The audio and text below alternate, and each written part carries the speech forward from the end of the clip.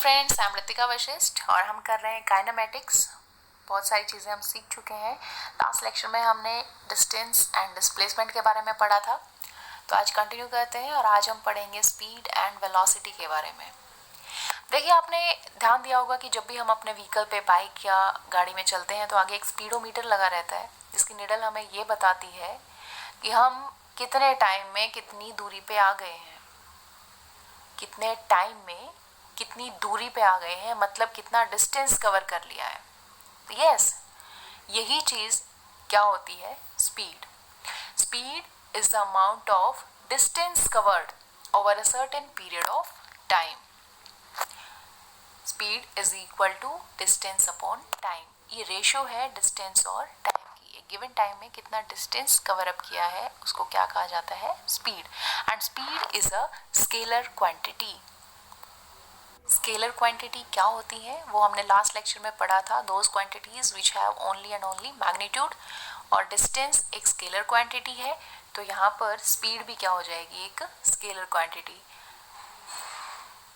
उसके बाद दूसरी टर्म जो आती है मिलती जुलती, वो है वेलोसिटी।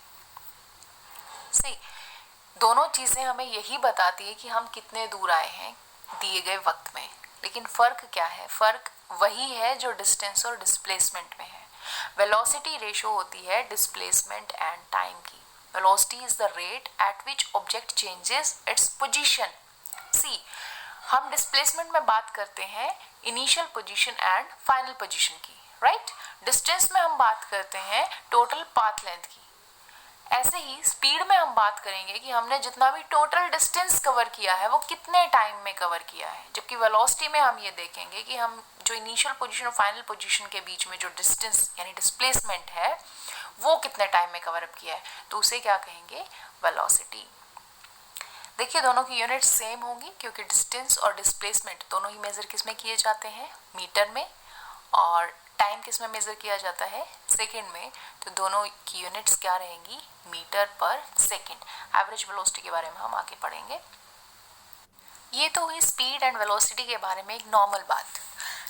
आप क्रिकेट मैचेस देखते होंगे तो आपने देखा होगा कि जब भी कोई बॉलर बॉलिंग करता है तो उसके बाद एक डिस्प्ले आता है कि ये वाली बॉल 100 स्पीड के साथ इस बॉलर ने थ्रो की, और वो स्पीड बताने के बाद वो उसकी एवरेज स्पीड ईयर की या फिर टेस्ट मैचेस की इस तरीके से डिस्प्ले करते हैं कि एवरेज स्पीड इस बॉलर की ये है। उसका क्या मतलब है? एवरेज स्पीड क्या होती है? तो एवरेज स्पीड का मतलब होता है कि उन सारे मैचेस में जो भी इसने स्पीड यूज़ की है उनका एवरेज निकाल लीजिए, राइट? तो उनका मैथमेटिकल एवरेज निकालते हैं। तो हम साइंटिफिकली पढ़ते हैं कि एवरेज स्पीड को कैलकुलेट कैसे किया जाए। Average speed is equal to total distance travelled upon total time taken. Exam में बहुत सारे क्वेश्चंस एवरेज स्पीड पे न्यूमेरिकल्स आपको कैलकुलेट करने के लिए दिए जाते हैं, तो प्लीज़ ध्यान से सुनिए। Average speed is equal to total distance travelled upon total time taken. हो सकता है कि आपको अलग अलग इंटरवल्स के लिए डिस्टेंस दिए जाएं। ये देखिए, if in given intervals distances हैं S1, S2, S3 और स्पीड्स क्या है उस time? V1, V2 and V3 respectively. और आपको कैलकुलेट करना है क्या? Average speed. तो एवरेज स्पीड का फॉर्मूला है जितना भी टोटल डिस्टेंस कवर किया है उसको डिवाइड कर दीजिए किससे? टोटल टाइम से। तो पहले टोटल टाइम कैलकुलेट कर लें। टोटल टाइम क्या होगा? पहले interval T1 plus T2 plus T3 and so on. तो पहला इंटरवल T1 जो होगा वो क्या होगा? जो डिस्टेंस है S1 अपॉन स्पीड V1, तो S1 अपॉन V1। दूसरा इंटरवल क्या होगा? S2 upon V2। तीसरा इंटरवल, टाइम इंटरवल क्या होगा? S3 upon V3। तो एवरेज स्पीड कितनी आ जाएगी? हमारे पास टोटल डिस्टेंस है S1 plus S2 plus S3 and so on up to Sn divided by total time. Total time हमने यहाँ कैलकुलेट कर लिया है S1 upon V1 plus S2 upon V2 and so on up to Sn upon Vn। तो ये एक generalised form आ गई किसके लिए? एवरेज स्पीड के लिए। नाउ अगर टाइम इंटरवल सेम है, मतलब ये T1, ये T2, ये T3, ये सब सेम है, राइट? तो फिर एक फॉर्मूला हम यहाँ से कर सकते हैं, निकाल सकते हैं। देखिए v एवरेज यानी एवरेज स्पीड वो कितनी होगी, फॉर्मूला सेम रहेगा, total distance upon total time. Total time देखिए अब ऐसे करने की ज़रूरत नहीं रही हमें, हम टोटल टाइम को क्या लिख सकते हैं, t1 plus t2 plus t3, लेकिन वो सारे सेम हैं तो n टाइम्स अगर t ऐड होगा तो वो कितना हो जाएगा, n इंटू टी। ठीक है, n टाइम्स t। अब अगर बात करें टोटल डिस्टेंस की, न्यूमरेटर में जो लिखना है टोटल डिस्टेंस, वो क्या होगा, total distance v1 into T plus v2 into T plus v3 into T up to vn into T. इस t से ये t कैंसिल कर सकते हैं और यहाँ से ये आ गया arithmetic mean of all the speeds, v1 plus v2 plus v3 plus v4 and so on up to vn, और उसको बाहर किससे डिवाइड किया है, n से, यानी जितनी हमारे पास इंटरवल्स हैं उससे। Right, this is the arithmetic mean of all the speeds. तो इस तरीके से हम एवरेज स्पीड निकाल सकते हैं। ये formula you have to learn it, और ये किस टाइम के लिए है, जब टाइम इंटरवल सेम होंगे। राइट, हम इसको एक एग्जांपल से भी देखेंगे न्यूमेरिकल के फॉर्म में, जस्ट वेट। अब एक और टर्म आती है इंस्टेंटेनियस स्पीड के नाम से। इंस्टेंटेनियस, इसके नाम में छुपा है इसका अर्थ इंस्टेंट। इंस्टेंट का मतलब होता है उस मोमेंट पे, for a fraction of seconds, right, मतलब बहुत ही छोटे टाइम के लिए। तो it is the speed of an object in a small interval of time. बहुत ही स्मॉल टाइम के लिए जब हम स्पीड निकालते हैं तो उसे क्या कहते हैं, इंस्टेंटेनियस स्पीड। लिखा कैसे जाएगा इसको, v is equal to delta, ये जो ट्रायंगल से बनाई है इसको बोलते हैं delta, delta s upon delta t। This delta stands for a very very small interval. Right, delta जो ट्रायंगल है इसको बोलते हैं डेल्टा, और यहाँ लिखा है LIM यानी limit, delta t tends to 0। Delta t मतलब वो बहुत ही स्मॉल इंटरवल जो है टाइम का, वो किसको टेंड कर रहा है, 0 को, यानी और छोटा होता जा रहा है, लिमिट लगा दी हमने। राइट, तो v is equal to delta s upon delta t। जब इस तरीके से लिमिट में लिखा जाए तो एक और तरीका होता है इसको लिखने का, और ये ट्रायंगल ना बना के हम यहाँ क्या लिख देते हैं, ds upon dt। d stands for derivative और डिफरेंशिएशन। वैसे तो ये मैथमेटिक्स में आपको आएगा, लेकिन फिर भी अगर आप चाहते हैं कि ये डिफरेंशिएशन क्या है तो मैं इस पे पूरा लेक्चर बना सकती हूँ।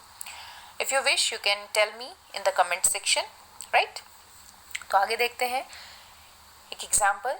Distance travelled by a particle in time t is given by s is equal to 2.5 t square. ये डिस्टेंस दिया है, ठीक है, और आपको कहा गया है कि find out instantaneous speed at t equal to 5 second, जब टाइम 5 सेकेंड है। देख रहे हैं, यानी कि एक मोमेंट के ऊपर आपको स्पीड फाइंड आउट करनी है। तो मोमेंट पे फाइंड आउट करनी है तो हमें किसका फॉर्मूला चाहिए, इंस्टेंटेनियस स्पीड का, और इंस्टेंटेनियस स्पीड का फॉर्मूला क्या है, ds अपॉन dt। s की वैल्यू गिवन है यहाँ पर 2.5 t स्क्वायर, कितनी गिवन है, 2.5 t स्क्वायर। तो इसका डेरिवेटिव हम कर देंगे with respect to t, d by dt of 2.5 t square. Basic चीज़ मैं बता देती हूँ, जब भी यहाँ लिखी जो क्वांटिटी है उसका डेरिवेटिव करना होता है जिसके विद रिस्पेक्ट टू, अगर वो सेम है, राइट, अगर वो सेम है तो डिफरेंशिएशन पॉसिबल है, क्योंकि वो उसके विद रिस्पेक्ट टू चेंज हो रहा है। ये जो d बाई डी टी लिखा है इसका मतलब ये है कि आपको क्या देखना है कि ये क्वांटिटी 2.5 t स्क्वायर कैसे चेंज हो रही है, किसके विद रिस्पेक्ट टू, टाइम के विद रिस्पेक्ट टू। क्योंकि इसमें t आ गया है मतलब टाइम इन्वॉल्व है, तो ये टाइम के साथ बदलेगी। अब होगा क्या, ये जो पावर है वो आगे आ जाएगी और 2.5 से मल्टीप्लाई हो जाएगी और ये बन जाएगा 5, और पावर एक कम होके यहाँ बच गया t, तो ये बन गया 5t मीटर पर सेकेंड। देखिए ये जो कैलकुलेशन की है ये टोटली मैथमेटिक्स है। Again if you wish you can tell me in the comment section so that I can make another video on this differentiation calculation, right? Mathematical tools पे पूरा हम एक कोर्स कर सकते हैं इफ़ यू विश। आगे चलते हैं। एवरेज वेलोसिटी, हमने पढ़ा एवरेज स्पीड, सेम लाइंस पे हम पढ़ सकते हैं किसको, एवरेज वेलोसिटी को। बस आपको ध्यान ये रखना है कि एवरेज वेलोसिटी की जब भी बात करते हैं तो हम डिस्टेंस की बात ना करके किसकी बात करते हैं, डिस्प्लेसमेंट की। So total displacement upon total time, और टोटल डिस्प्लेसमेंट यानी फाइनल पोजीशन और इनिशियल पोजीशन के बीच का गैप। तो x2 यानी फाइनल पोजीशन, x1 यानी initial position, x2 minus x1 upon t2 minus t1। किस केस में average velocity and average speed same हो सकते हैं, तो ये उस केस में हो सकता है जब डिस्टेंस एंड डिस्प्लेसमेंट सेम हो। डिस्टेंस एंड डिस्प्लेसमेंट कब सेम हो सकते हैं, जब यूनिफॉर्म मोशन एक स्ट्रेट लाइन के अलोंग हो। So if uniform motion is there along a straight line, then average speed will be equal to average velocity। याद रखिएगा इसे, very important point। उसके बाद आता है instantaneous velocity। Instantaneous velocity is the first derivative of displacement on the parallel lines। जैसे हमने instantaneous speed पढ़ा था वैसे ही instantaneous velocity, बस इसमें क्या होगा, डेरिवेटिव किसका आ जाएगा, डिस्प्लेसमेंट का। ध्यान दीजिए यहाँ पर ऊपर एक ये एरो का निशान चल रहा है, दिस इज एरो। ये क्या शो कर रहा है, that these are vector quantities. जब भी किसी वेक्टर को सिग्निफाई करना होता है कि ये वेक्टर क्वांटिटी है तो उसके ऊपर एरो हेड लगा दिया जाता है, ये बताने के लिए कि ये डायरेक्शन भी बताता है। तो instantaneous velocity is equal to dx upon dt। यहाँ पर x कौन होगा, displacement. So this is all about average speed and average velocity। Next lecture में हम numerical करेंगे depending upon this। अगर इसमें आपको कोई भी डाउट है so you can comment। Thank you, bye bye।